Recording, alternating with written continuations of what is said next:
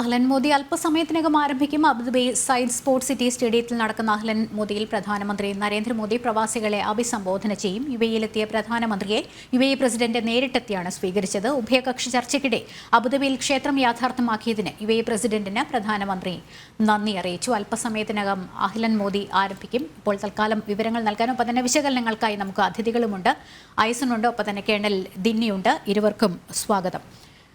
ആദ്യം ഐസനിലേക്കാണ്. ഐസൻ, കാത്തിരിപ്പിന് വിരാമം ഇട്ടുകൊണ്ടാണ് ആദ്യ ഹിന്ദു ക്ഷേത്രം അബുദാബിയിൽ നാളെ അതിൻ്റെ ഉദ്ഘാടനമാണ്. ഒപ്പം തന്നെ ഭക്തർക്കായി തുറന്നു കൊടുക്കുന്നത് 18-ാം തീയതിയാണെന്ന് അറിയാൻ സാധിക്കുന്നു. മാത്രമല്ല, അഹ്ലൻ മോദി എന്ന ഗംഭീരമായ പരിപാടി അല്പസമയത്തിനകം സൈഡ് സ്പോർട്സ് സിറ്റിയിൽ അരങ്ങേറാൻ പോവുകയുമാണ്.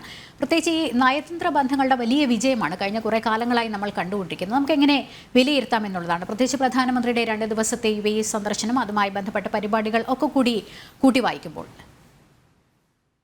ലക്ഷ്മി, തീർച്ചയായും ഈ നയതന്ത്ര ബന്ധങ്ങളിലെ വിജയം എന്നതിനപ്പുറം ഒരു നയതന്ത്ര ബന്ധം ഇരു രാജ്യങ്ങളും തമ്മിൽ നയതന്ത്ര തലത്തിൽ പല കാര്യങ്ങളിലും സഹകരിക്കുന്നു എന്നത് കാലങ്ങളായുള്ളൊരു രീതിയാണ്. 1972 മുതൽ തന്നെ യുഎഇയുമായുള്ള ആ ഒരു കൃത്യമായ നയതന്ത്ര ബന്ധം നിലനിൽക്കുന്ന ഒരു രാജ്യമാണ് ഇന്ത്യ. അത് ട്രേഡിൻ്റെ കാര്യത്തിലായാലും അതുപോലെ തന്നെ സർവീസുകളുടെ ട്രേഡുകളുടെ കാര്യത്തിലായാലും വിശാലമായ ഒരു ഭൂമിക തന്നെ ഇരു രാജ്യങ്ങളും തമ്മിലുണ്ട് എന്നതൊരു യാഥാർത്ഥ്യം തന്നെയാണ്. $85 ബില്യൺ ഒരു ഇടപാടാണ്, അല്ലെങ്കിൽ ഒരു വാണിജ്യ ഇടപാടുകളാണ് ഇരു രാജ്യങ്ങളും തമ്മിൽ നടക്കുന്നത് എന്നത് വലിയൊരു സംഭവമാണ്. അതുപോലെ തന്നെ നമുക്കറിയാവുന്നതാണ്, ഓയിൽ ഇമ്പോർട്ടറാണ് ഭാരതം, ഓയിൽ ഇമ്പോർട്ടറാണ്. അത്തരത്തിലുള്ള നിരവധി കാര്യങ്ങളുണ്ട്.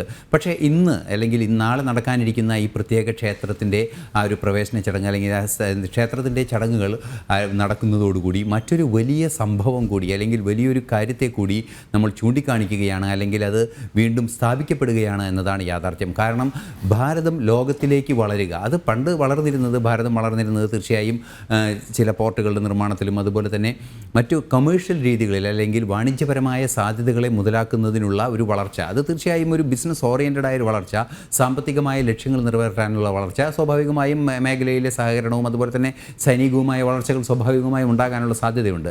പക്ഷേ നരേന്ദ്രമോദി സർക്കാർ അധികാരത്തിലെത്തിയതിന് ശേഷം വലിയൊരു മാറ്റമാണ് അല്ലെങ്കിൽ വികാസമാണ് ഈ രംഗത്തുണ്ടായത്. അത് സാംസ്കാരിക സഹകരണത്തിൻ്റെ, അതായത് കൾച്ചറൽ എക്സ്ചേഞ്ചുകൾ രണ്ട് രാജ്യങ്ങളും തമ്മിൽ ശക്തമാകുന്നതിൻ്റെ ഭാഗമായുള്ള നിരവധി നീക്കങ്ങളും മുന്നേറ്റങ്ങളുമാണ് ഉണ്ടായത്. ഇത്തരത്തിലൊരു സാംസ്കാരിക മുന്നേറ്റത്തിൻ്റെ ഭാഗം തന്നെയാണ് ഒരു പ്രത്യേക വിശ്വാസ പ്രക്രിയയിൽ കഴിയുന്ന ഒരു രാജ്യത്ത് ഭാരതത്തിൻ്റെ ഒരു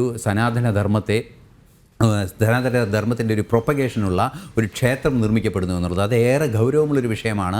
അത്തരത്തിൽ അവരുടെ മനസ്സിലേക്ക് ഭാരതത്തിൻ്റെ ഒരു ആത്മീയ ചിന്തയെ കടത്തിവിടാനുള്ളൊരു സാധ്യത, അതായത് തീർച്ചയായും ആത്മീയമായി ഏറെ മുന്നിൽ നിൽക്കുന്ന ഒരു സമൂഹമാണ് യുഎഇയിലുള്ളത് എന്നതൊരു യാഥാർത്ഥ്യം തന്നെയാണ്. എങ്കിലും ഒരു ഭാരതീയമായ ആത്മീയ സംഹിതകളെ അവരിലേക്ക് സന്നിവേശിപ്പിക്കുന്നതിനും ഭാരതം എന്ന വലിയൊരു സങ്കല്പത്തെ, വസുദൈവ കുടുംബകം എന്ന് പറയുന്ന ആ സാംസ്കാരിക സമസ്യയെ അല്ലെങ്കിൽ ആ സാംസ്കാരിക വസ്തുതകളെ ലോകത്തിന് പരിചയപ്പെടുത്തുന്നതിൽ പ്രധാനമന്ത്രി നരേന്ദ്രമോദി വൻ വിജയം നേടിയിരുന്നു.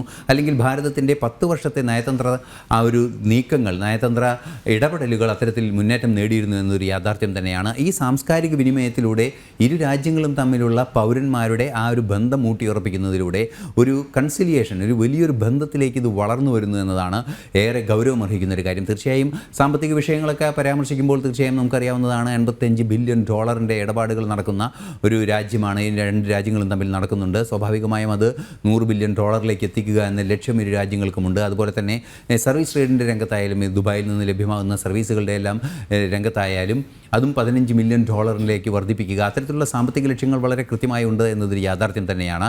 എന്തുതന്നെയായാലും ലോകം ഭാരതത്തെ ഉറ്റുനോക്കുന്ന സാംസ്കാരിക പ്രതീകങ്ങളെ ലോകത്തിന് പരിചയപ്പെടുത്തുന്നതിൽ കൂടി ഭാരതത്തിൻ്റെ നയതന്ത്രം മുന്നോട്ട് പോകുന്നു എന്നാണ് നാളെ നടക്കാനിരിക്കുന്ന ഈ ചടങ്ങും ഇന്ന് അദ്ദേഹം നടത്താനിരിക്കുന്ന മറ്റ് ചടങ്ങുകളുടെയും ഏറെ പ്രാധാന്യമർഹിക്കുന്നത് എന്നാണ് ഇപ്പോൾ വായിച്ചെടുക്കേണ്ടത്.